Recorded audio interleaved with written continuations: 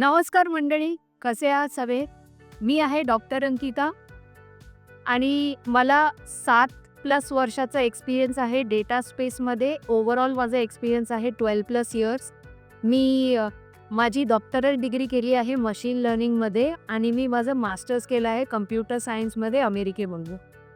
तर मागच्या व्हिडिओमध्ये आपण बघितलेलं की जर का तुम्ही नॉन इंजिनिअरिंग बॅकग्राऊंडमधून असाल आणि जर का तुम्ही इंजिनिअरिंग बॅकग्राऊंडमधून असाल आणि तरी तुम्हाला जर टेक फील्डमध्ये एंट्री घ्यायची असेल तर मी तुम्हाला सोपा रस्ता दाखवलेला डेटा ॲनालिटिक्स. या फील्डमध्ये तुम्ही इझिली एंट्री येऊ शकता आणि मी तुम्हाला स्टेप्सही दाखवलेले की तुम्हाला कुठल्या स्किल्स शिकाव्या लागतील.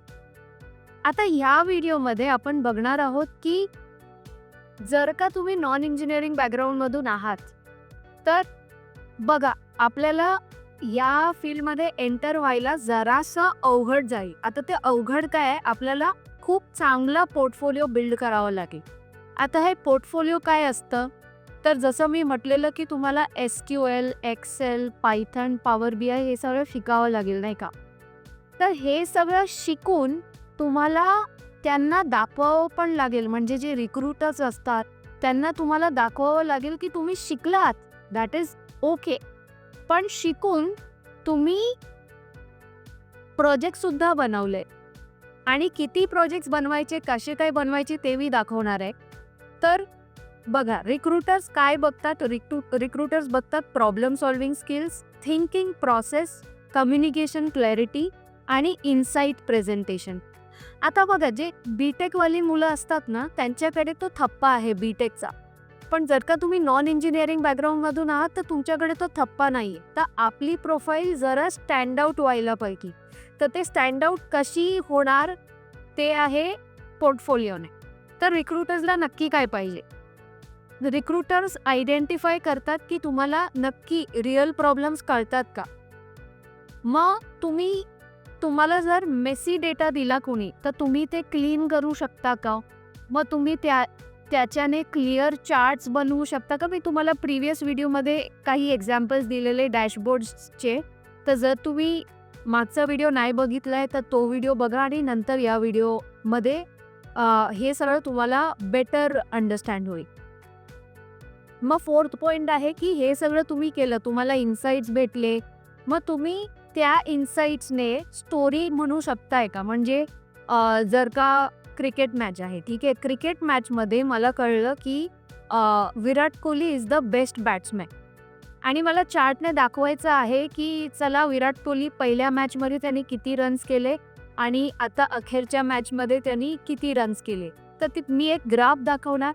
आता या ग्राफने तुम्हाला स्टोरीज म्हणायला यायला पाहिजे. So that is what the recruiters will look whether you are able to tell the stories.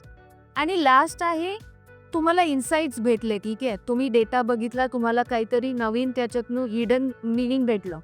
तर त्या हिडन मिनिंगमधून तुम्ही बिझनेस डिसिजन्स देऊ शकताय का. म्हणजे जर Virat Kohli is the best batsman, तो what is the business decision, take him in the next match. म्हणजे नेक्स्टच्या मॅचमध्ये त्याला नक्की घ्या. This is the business decision. तर मोठ्या डेटामधून तुम्ही डिसिजन काढून देऊ शकताय का बिझनेसला. तर these are all the things that recruiter will see. तर मी लास्ट हा पॉईंट इथे लिहिला आहे, that is very important. In the data analytics field certificates don't matter, real problem solving does. तर जर का तुमच्याकडे बीटेक डिग्री नाही आहे आणि तुम्ही घाबरताय की मी कसा काय एंट्री घेऊ शकतो या फील्डमध्ये, तर घाबरू नका. डेटा ॲनालिटिक्स आणि डेटा सायन्स अशी फील्ड आहे ज्याच्यात ते तुमची स्किल्स बघताय, तुमची डिग्री बघत नाही.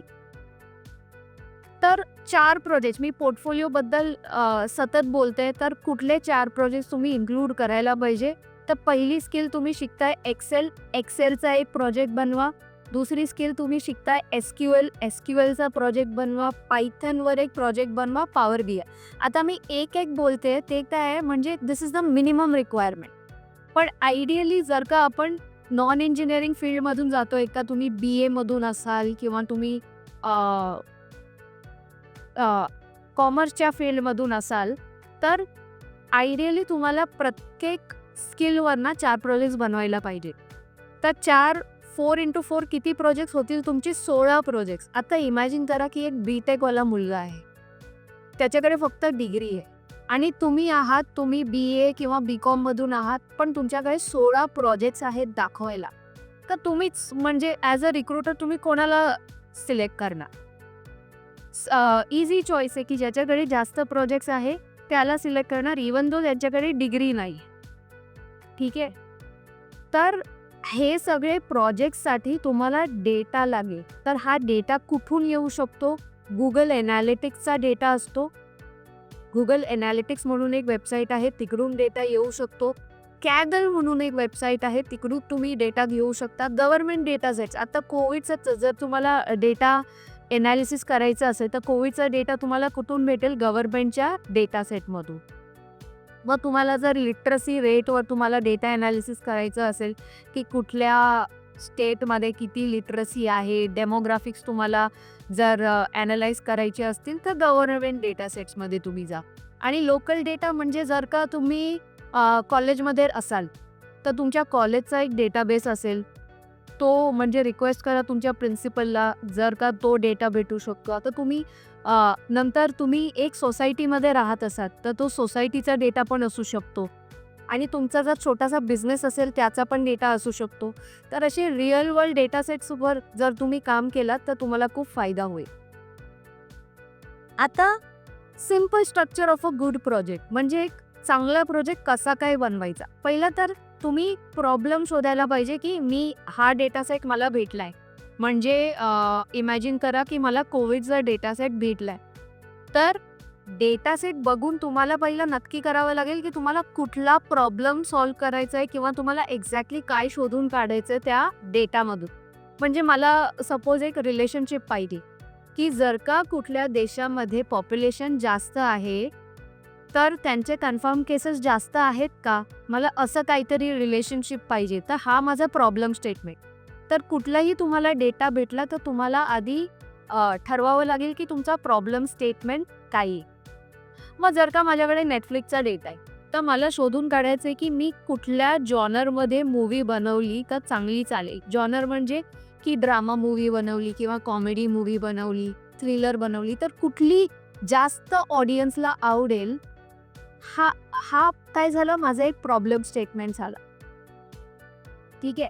तर पहिलं तुम्ही डिसाईड करा की कुठला डेटा तुम्हाला यूज करायचा आहे, मग तुमचा प्रॉब्लेम स्टेटमेंट, मग तुम्ही काय शोधून काढलं. तुम्ही डेटा ॲनालाइज केला तर तुम्ही काय शोधून काढलं आणि हे तुम्हाला काहीतरी कळलं.